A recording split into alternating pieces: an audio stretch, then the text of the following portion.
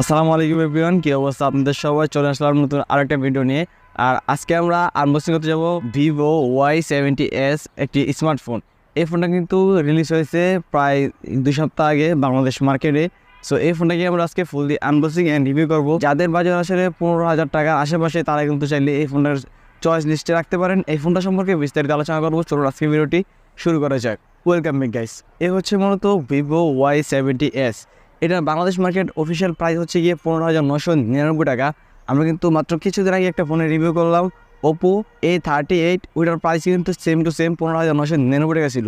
So এটার দামও 15,999 টাকা। অ্যান্ড এটা বাংলাদেশ মার্কেটে দুটি কালারে অ্যাভেলেবেল রয়েছে। আমার হাতে যে কালারটি রয়েছে সেটা হচ্ছে কিন্তু ফরেস্ট গ্রিন। আমার কাছে এই কালারটি ভালো লেগেছে। আপনি চাইলে আরেকটা কালার আছে সেটাও দেখতে পারেন, আপনার চয়েস লিস্টে যেটা ভালো লাগে সেটা কিন্তু নিতে পারেন। আমাদের আজকের ভিডিওটি স্পন্সর করেছে শাহরুন পেজ। আপনি যদি এই ফোনটাকে শাহরুন পেজ থেকে অর্ডার করেন তাহলে কিন্তু 500 টাকা ডিসকাউন্টে মাত্র পেয়ে যাবেন 15,500 টাকায়। সো অবশ্যই ভিজিট করবেন শাহরুন পেজ, লিঙ্ক ডেসক্রিপশন বক্সে দেওয়া আছে। ভিভো Y17s এই স্মার্টফোনটি কিন্তু পুরো ফ্রেমটাই প্লাস্টিক বডি দ্বারা তৈরি করা। ফোনটির লেফট সাইডে পেয়ে যাবেন আপনারা ভলিউম বাটন, সেটাতে পাওয়ার বাটন। এই পাওয়ার বাটনটি মূলত ফিঙ্গারপ্রিন্ট সেন্সর হিসেবে কাজ করবে।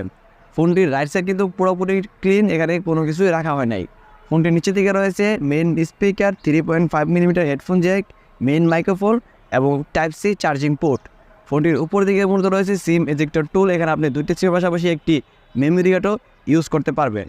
ফিঙ্গারপ্রিন্ট সেন্সরের পজিশন কিন্তু আমার হাত হিসাবে পুরোপুরি পারফেক্ট জায়গায় আছে এবং এই ফিঙ্গারপ্রিন্ট সেন্সরটিও কিন্তু আপনার টাচ করার সাথে সাথে খুবই অ্যাকুরেট কাজ করছিল। এই ফোনের ব্যাকপাশে কিন্তু একটা ম্যাট ফিনিশ দেওয়ার চেষ্টা করছে, যে কারণে কিন্তু এখানে ফিঙ্গারপ্রিন্ট বসে না। এবং ব্যাকপাশের একেবারে নিচের দিকে তারা কিন্তু ভিভোর যে ব্র্যান্ডিং সেটা করেছে এবং উপরের দিকে রাউন্ড শেপের দুটি ক্যামেরা তারা ইউজ করছে, যার ভিতরে মেন ক্যামেরাটি হচ্ছে 50 মেগাপিক্সেলের এবং দ্বিতীয় ক্যামেরাটি হচ্ছে 2 মেগাপিক্সেলের একটি এআই সেন্সর। অ্যান্ড রয়েছে একটি ফ্ল্যাশ লাইট।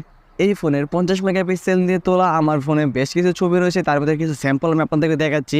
অ্যান্ড এখানে কিন্তু ছবির কোয়ালিটি আমি বলবো না একেবারে আহামরি ভালো এবং খারাপ, আমার কাছে এভারেজের কাতারে থাকবে। ফোনটা চেষ্টা করেছিল ন্যাচারাল কালার দেওয়ার জন্য। এই ফোনের ক্যামেরার ভিতরে আমার কাছে যেটা লেকিং সাইড মনে হচ্ছে সেটা হচ্ছে পোর্ট্রেট মোড। আমি পোর্ট্রেট মোডে ছবি তোলার চেষ্টা করেছি এবং পোর্ট্রেট মোডে তেমন ভালো ছবি পাচ্ছিলাম না আমি। ভিভো Y17s ফোনটিতে ব্যবহার করা হয়েছে 5000 mAh লিথিয়াম পলিমার ব্যাটারি। সেই সাথে কিন্তু বক্সে পেয়ে যাবে আপনার 18 ওয়াটের একটি ফাস্ট চার্জার। 18 ওয়াটের ফাস্ট চার্জার দিয়ে 5000 mAh ব্যাটারি কিন্তু আপনারা 1 ঘন্টার ভিতরে কিন্তু ফুল চার্জ করে ফেলতে পারবে। এবং যারা হেভি ইউজার রয়েছেন তাদের কিন্তু এই 5000 mAh ব্যাটারি একদিন চলে যাবে, দিন শেষে হয়তো চার্জ দিতে হবে। এবং যারা নর্মাল ইউজার রয়েছেন তারা কিন্তু 1-2 দিন অনায়াসে ব্যাকআপ পেয়ে যাবেন এই ফোনটা থেকে। ব্যাটারি ব্যাকআপ ডিপেন্ড করছে আপনার ইউজের উপর। এবার চলুন আমরা কথা বলি ডিসপ্লে সেকশন নিয়ে। এই ফোনে ব্যবহার করা হয়েছে 6.56 ইঞ্চির একটি IPS LCD ডিসপ্লে। আর এটা কিন্তু রেগুলার রিফ্রেশ রেট 60 হার্টজ।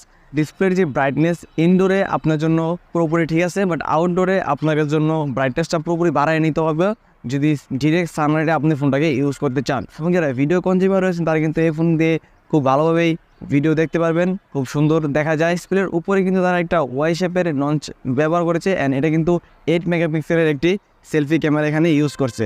8 মেগাপিক্সেলের সেলফি ক্যামেরা দিয়ে কিন্তু আমি বেশ কিছু ছবি তুলেছি, যার স্যাম্পল হিসেবে আপনাদেরকে আমি দেখাচ্ছি। এবং এই ছবিগুলো আমার কাছে মোটামুটি ভালো লেগেছে, কিন্তু সমস্যা হয়েছে ওই একই জায়গায় পোর্ট্রেট মোডটা একটু সমস্যা করছিল। আপনারা একটু সেটিংস থেকে এটার পোর্ট্রেট মোডটাকে বাড়িয়ে নেবেন, তাহলে হয়তো ছবিগুলো সুন্দর আসবে। তারপরেও এই ফোনের 8 মেগাপিক্সেলের ছবিগুলো আপনার একেবারে ভালোও বলা যাবে না, একবারে খারাপও বলা যাবে না, মাঝামাঝি পজিশনে কিন্তু থেকেই যাবে। সো চলুন এবার আমরা এই ফোনের পারফরমেন্স সম্পর্কে কিছুটা আলোচনা করি। এই ফোনটিতে ব্যবহার করা হয়েছে 6GB র্যাম, তার সাথে ব্যবহার করা হয়েছে 128GB স্টোরেজ। এবং কিন্তু আপনি চাইলে এই 6GB র্যামকে আরও 6GB পর্যন্ত এক্সটেন্ড করতে পারবেন, বাড়াইতে পারবেন, তাহলে কিন্তু 12GB পর্যন্ত র্যাম পেয়ে যাবেন। আমার মনে হয় প্রয়োজন আছে 6GB এরাফ। এটাতে চিপসেট হিসেবে ব্যবহার করা হয়েছে মিডিয়াটেক হেলিও G85 12 ন্যানোমিটারের একটি ওয়াক্টাকর প্রসেসর। এই প্রসেসরটা কিন্তু খুবই আগে এসেছিল এবং মার্কেট কিন্তু খুব ভালোভাবে কাঁপাইছিল। যারা টুকটাক গেমিং করেন তারা কিন্তু এই প্রসেসরটা দিয়ে গেমগুলো খেলতে পারবেন। যত লাইটিং গেম আছে তাছাড়াও আপনার ফ্রি ফায়ার পাবজিগুলো খেলা যায়, বাট আমি রিকমেন্ড করবো ওগুলো খেলতে না। কারণটা বুঝতে হবে, এই ফোনটা কিন্তু একেবারে গেমারদের টার্গেট করে বানানো হয় নাই। আর যারা মুসলিম আছেন তাদের তো ফ্রি ফায়ার পাবজি এগুলো খেলা টোটালি নিষেধ। ডে টু ডে ইউজে আমি কিন্তু এই পারফরমেন্স থেকে খুব ভালো পরিমাণে একটি ব্যাকআপ পেয়েছি।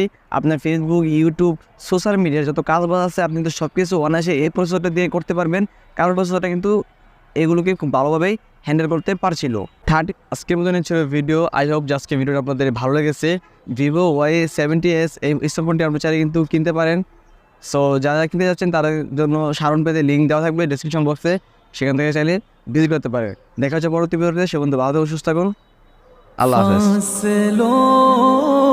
को तकल्लुफ है हमसे, अगर हम भी बेबस नहीं बेसहारा।